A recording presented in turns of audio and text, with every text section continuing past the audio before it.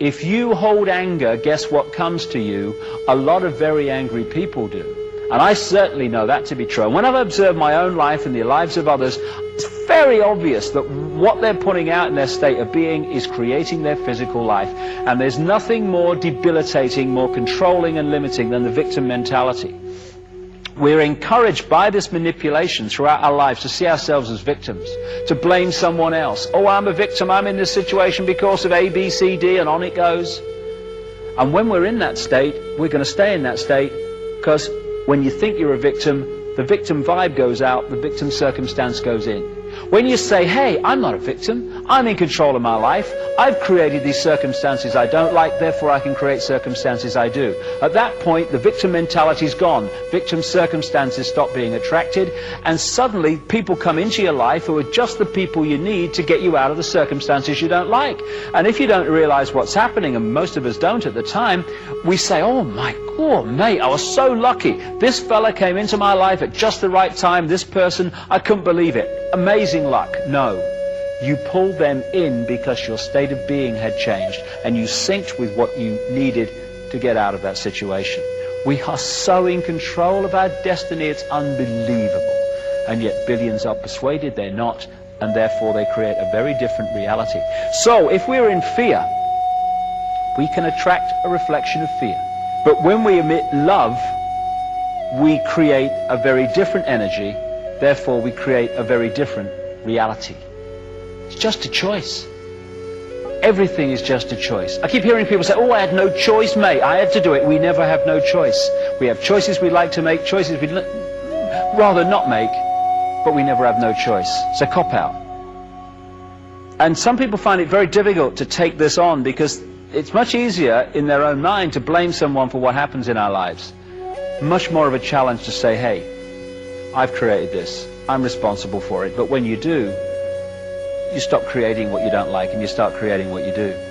And this love connection is the key to removing this manipulation and taking humanity onto another level of existence, another level of consciousness, which is what's happening to so many people in this period we're going through now.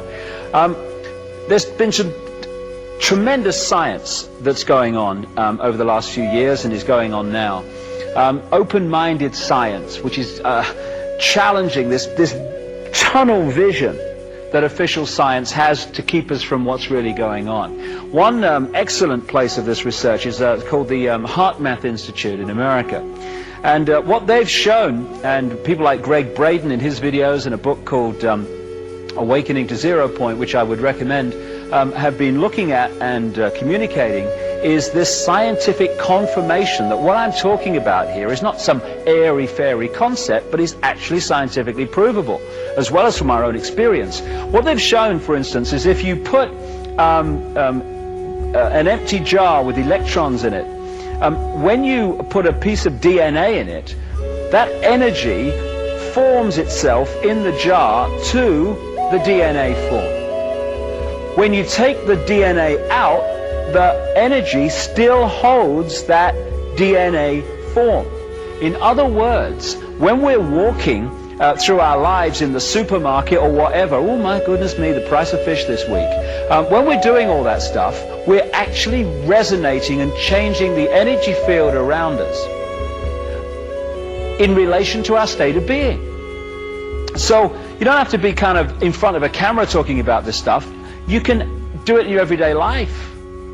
If you go out with an open heart and love in your heart, you will be changing the energy field to that resonance of love wherever you go. Insignificant, ordinary. There's not an ordinary man, woman, blade of grass, breath of air, insect, anything, anywhere in creation. But there are billions on this planet who think they are, so they live ordinary lives. Just because they think they're ordinary. They are the extraordinary. They are genius waiting to happen. It's just a choice. It's just a thought. Another thing that's been established by this open-minded scientific research is that fear, because everything's about wavelengths and resonating energy to various frequencies, fear is a long, slow wavelength. And as the wavelength of fear passes through the DNA, it does not activate these various antennae which connect us to the bigger world, the bigger cosmic mind. But the wavelength of love is very quick, a very short wavelength, and therefore as it passes through us, it's activating these antennae all the time and connecting us to the outer world. Now this is interesting from many points of view, not least this. Everything relates to everything else the more you talk. The reason, or one key reason, why the imposition of fear and the manipulation of fear has been imposed upon the human race all these thousands of years since this control began is because it comes from a level of knowledge that understands how these things work. It understands, therefore, that if we can be manipulated into a state of fear, we are disconnecting ourselves from the infinite mind, who we really are, and the eggshells start to form.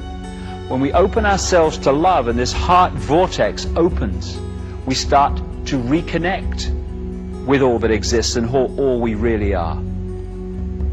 So the pressure has been to keep us in fear and to keep us in conflict, i.e. fear.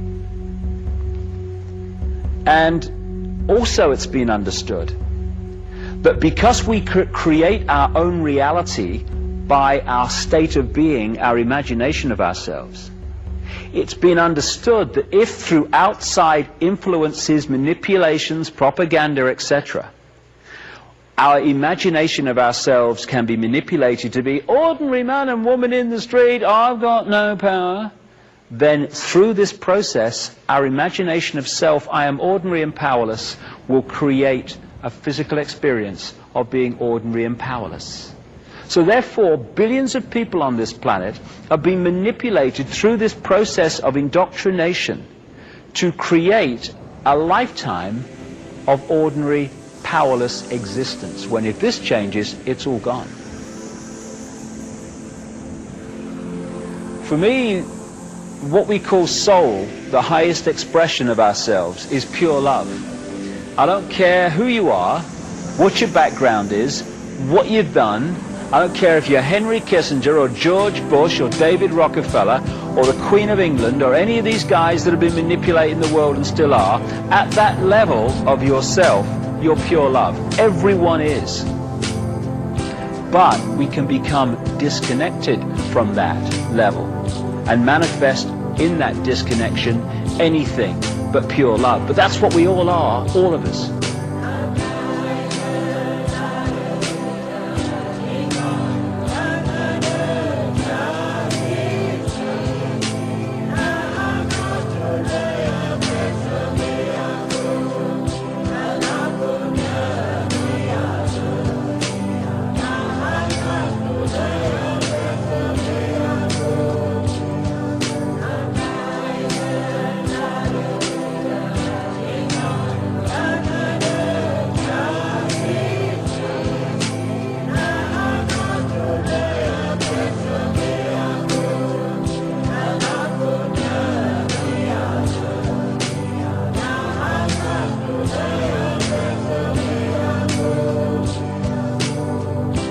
There is a road in the hearts of all of us, hidden and seldom traveled, which leads to an unknown, secret place.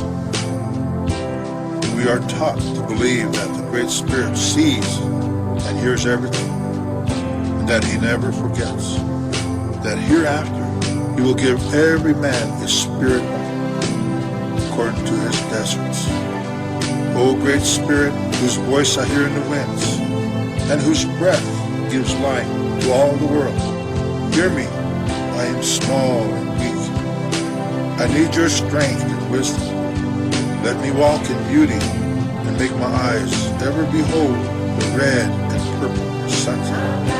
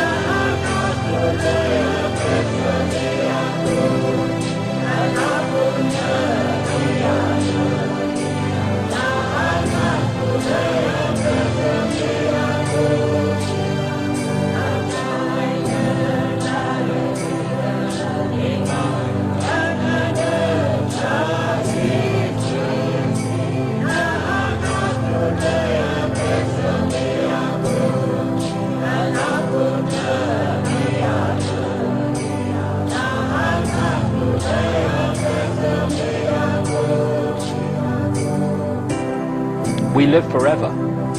We are everything, and everything is us.